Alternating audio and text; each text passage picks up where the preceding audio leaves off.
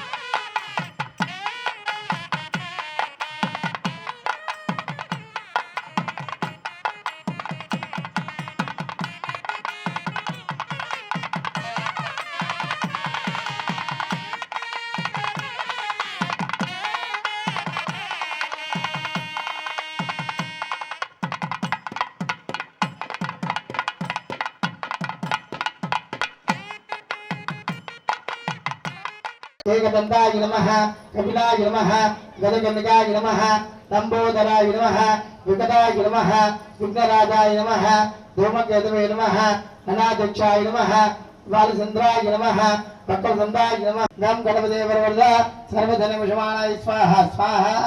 రెండు అక్షింతలను గణపతి మీద సమర్పయామి.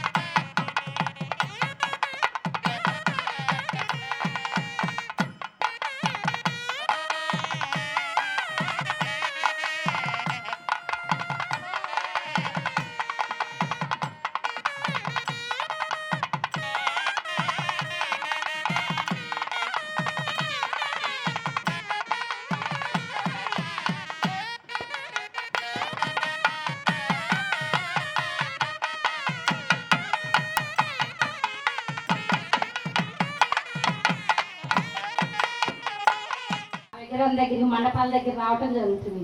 అది అయిన తర్వాత దసరా ముందే మనం బతుకమ్మలో రోజు బతుకమ్మలు ఆడతారు.